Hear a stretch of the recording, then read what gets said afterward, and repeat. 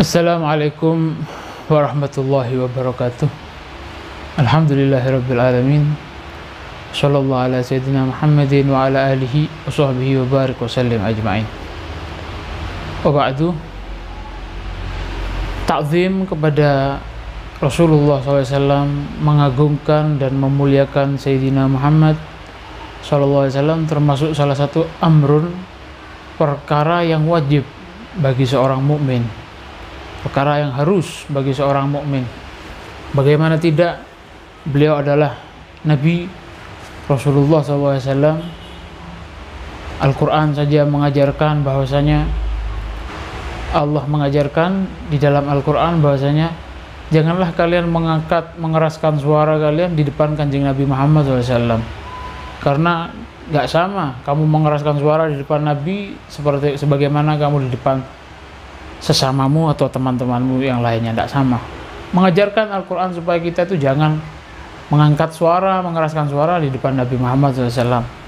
Harus kita itu ta'zim, mengagungkan Nabi Muhammad SAW. Bagaimana tidak, kalau ada orang tidak ta'zim kepada Rasulullah, tidak mengagungkan Kanjeng Nabi Muhammad SAW, orang itu adalah lebih jelek dari hewan.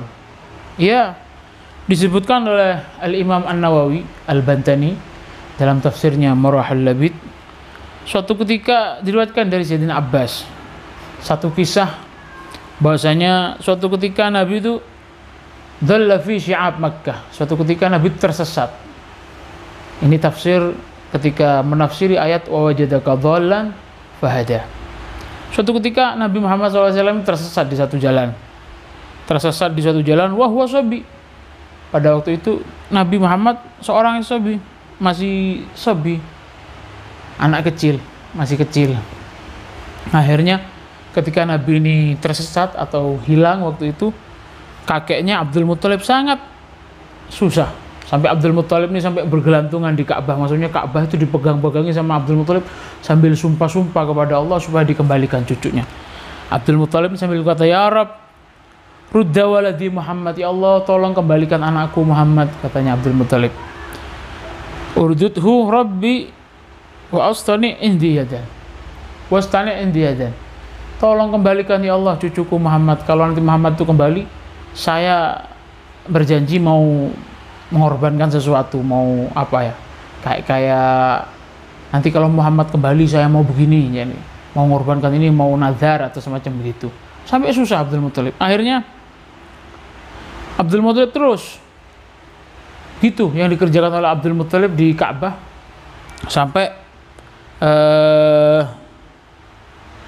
atahu Abu Jahal datang. Akhirnya ketika Abdul Muthalib bingung seperti itu, akhirnya datang Abu Jahal.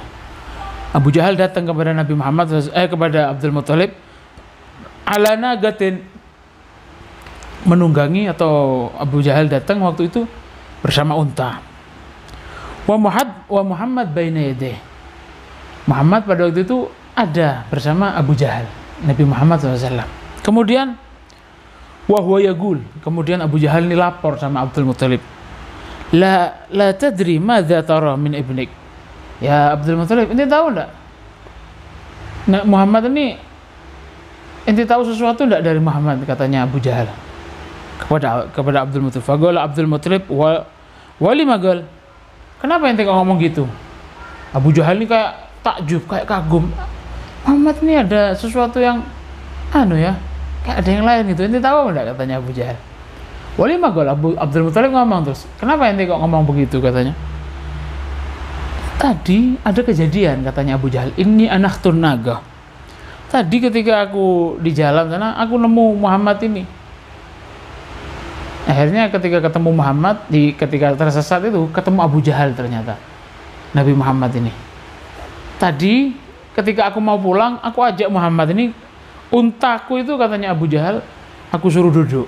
Anak tuh suruh duduk, direndahkan. Anak tuh naga, warakabtuhu min khafli.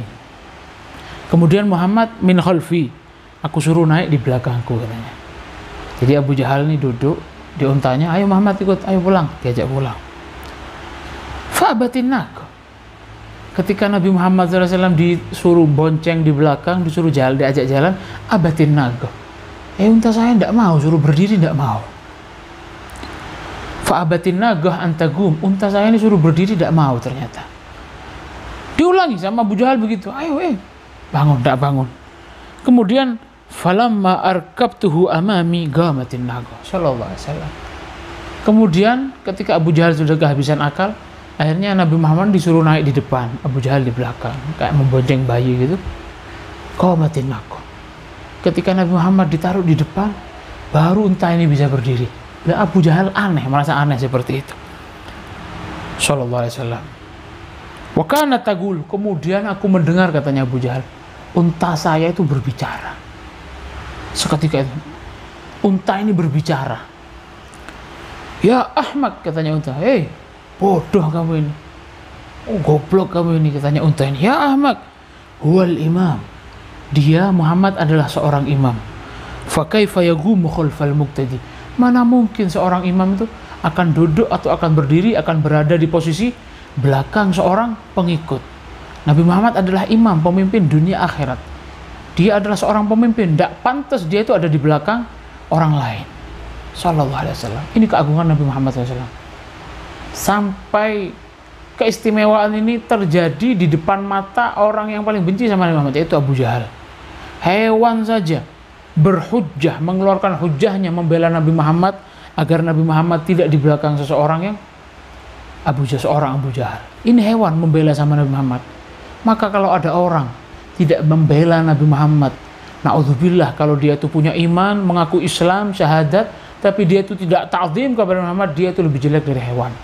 Lebih jelek dari hewan. Ini hewan saja. Abatin nagoh ini, unta ini tidak mau berdiri gara-gara Nabi Muhammad ditaruh di belakang. Ketika Nabi Muhammad ada di depan, baru hewan ini mau berdiri. Dan hewan itu bersaksi.